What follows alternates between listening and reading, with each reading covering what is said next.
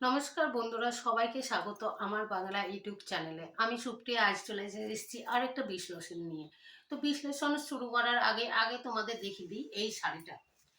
চলো দাঁড়িয়ে একটু দেখি। দেখতে পাচ্ছ নিশ্চয়ই শাড়িটা,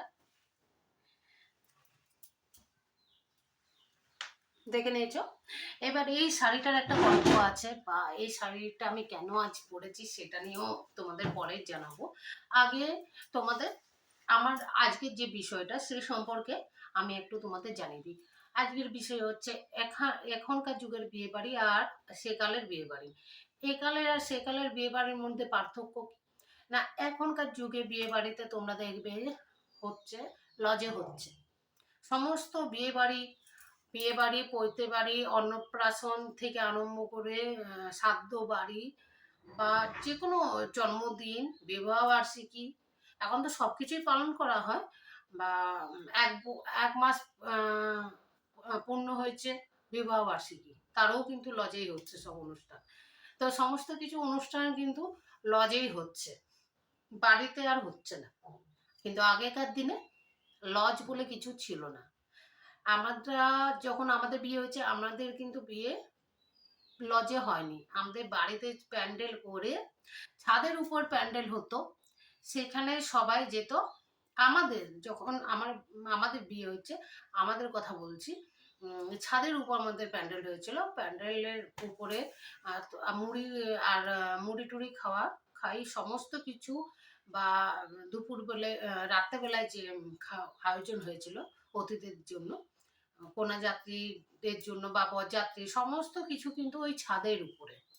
আহ, ছাদের উপরে প্যান্ডেল করে আবার কি কোনো ক্যাটারিং, এখনকার যে দেখবে সবাই একই রকম পোশাক পরে ক্যাটারিং করছে, তখন কিন্তু বাড়ির লোকেই, হুম, কেউ গামছা, কোমরে গামছা বেঁধে এসে, কেউ লুঙ্গি পরে, কেউ বা ড্রেস করেও সবাইকে খেতে দিচ্ছে। তাদের বিয়ে বাড়ি তো মনে হচ্ছিল না, খাটুনি বেশি হচ্ছিল তাদের।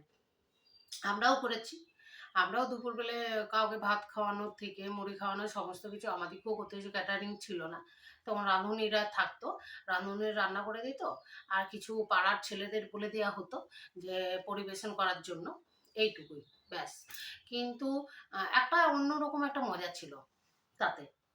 হুম, মজা ছিল বাড়িতে থেকে বিয়ে হওয়া বা অন্নপ্রাশন বা জন্মদিন, একটু যে জন্মদিন তখন অত পালন করা হতো না। এখন যেটা ধুম চলছে জন্মদিন পালন করা, মানে পার্টি দেওয়ার থেকে আরম্ভ করে সমস্ত কিছু, তখন অত সব চলতো না। আমার সাথে অনেকে হয়তো সহমত হবে, আবার অনেকে সহমত হবে না, যে যুগের সাথে অনেকে মানে চেঞ্জ হতে হয়, এটা সবাই বলবে। কিন্তু কিছু কিছু জিনিস থাকে যেগুলো কিন্তু আমাদের স্মৃতির মধ্যে রয়ে যায়, আবার আমরা চাই যে ওই জিনিসগুলো থেকে থাকলেই আমাদের মনে হয় ভালো হয়। কিছু কিছু ক্ষেত্রে চেঞ্জ করা খুব কঠিন হয়ে পড়ে কোনো জিনিস। তো সেরকম আমারও মনে হয় যে এই জিনিসগুলো চেঞ্জ হয়ে গেছে, ঠিকই আছে, সময়ের সাথে চেঞ্জ হওয়ার দরকার। কারণ আমাদের এখন যা পরিস্থিতি, এক তো জায়গা কম, মানে কেউ যদি ফ্ল্যাট কিনে তার পক্ষে সম্ভব নয় যাদের প্যান্ডেল করে বিয়ে বাড়ি করা। তার জন্য সবচেয়ে সুবিধা হচ্ছে লজ নেওয়া।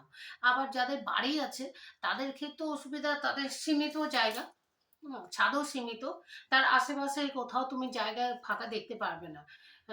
মানে এত বাড়ি হয়ে গেছে বা মানে তোমার ফ্ল্যাট হয়ে গেছে, জায়গা বলতে নেই এখন ফাঁকা। তো সেই ক্ষেত্রে সবাই চায় যে লজে হতে।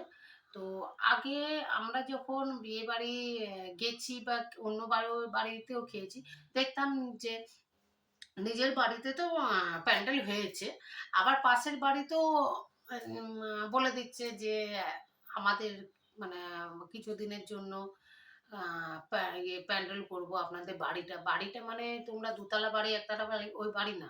বাড়ি মানে ফাঁকা জায়গা, ওটাকে আমরা বাড়ি বলি। সেই বাড়িটা চাই। তো সেটা ২-৪ দিন আগের থেকে বলে দেওয়া থাকে, আর ২-৪ দিন আগের থেকে প্যান্ডেল করতে আরম্ভ করা হয়। আবার দেখবেন বাড়িতে যখন অতিথি আসে, মাসি পিসি, আবার মামা মামি, সবাই যখন আত্মীয় স্বজন আসে, তখন এখন কি হয় না, তাদের লজে পাঠিয়ে দেওয়া হয়। কিন্তু আগেকার দিনে যখন সবাই জড়ো হতো তখন কোনো বাড়িতে বলে দেওয়া হতো যে এই বাড়ি আপনাদের একটা রুম আমাদের দরকার আত্মীয় স্বজন থাকার জন্য, বা আমরা কি করতাম না একটা লম্বা বারান্দাতে লম্বা বিছানা করতাম, সবাই একসাথে থাকতাম হইচই করে খুব মজা করে। এখন সব আলাদা আলাদা, এখনকার যুগটা হয়ে গেছে সবাই সবাই নিজেকে নিজেকে নিয়েই ব্যস্ত।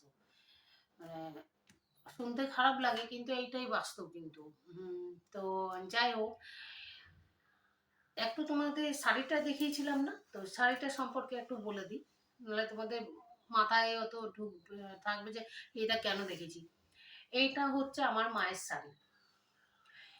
মায়ের শাড়ি কেন পরেছি আজকে না, আজকে ওই যে বললাম যে আগেকার দিনের কথা আর এখনের দিনের কথা নিয়ে যখন আলোচনা করতে বসেছি, তাহলে মনে হলো যে মায়ের শাড়িটা নিয়েই একটু পরে তোমাদের সাথে গল্প করি। তো এই জন্য পরেছিলাম। তো এটা হচ্ছে 50 বছর আগেকার শাড়ি। 50 বছর আগেকার শাড়ি, বুঝতেই পারছো। আমার মায়ের বিয়ে পরে মনে হয় নিয়েছিল এটা নতুন নতুন। তো আমি জানি না কখন নিয়েছিল, তো এটা মানে হয়ে গেল অনেক দিন। তো আমার মেয়ে শখ করে ওর দিদার কাছ থেকে নিয়ে এসেছিল শাড়িটা। তো আমার মনে হলো এটা আজ পরে তোমাদের সাথে আলোচনা করতে বসি। তো তো এইটাই ছিল আজকের আমার বিষয়, যে আগেকার দিনের বিয়ে বাড়িতে কীরকম মজা হতো, কোথায় প্যান্ডেল হতো, আবার তো আর এখনকার দিনে কি মজা করে সবাই।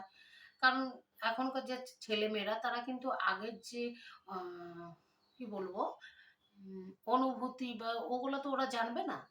কারণ তারা দেখেই আসছে যে লজেই প্যান্ডেল হচ্ছে, লজেই খাওয়ান-দাওয়ান হচ্ছে। কিন্তু যে আগেকার দিনে যে বাড়িতে প্যান্ডেল হতো, বাড়িতেই খাওয়ান-দাওয়ান, বাড়িতেই সমস্ত কিছু হতো।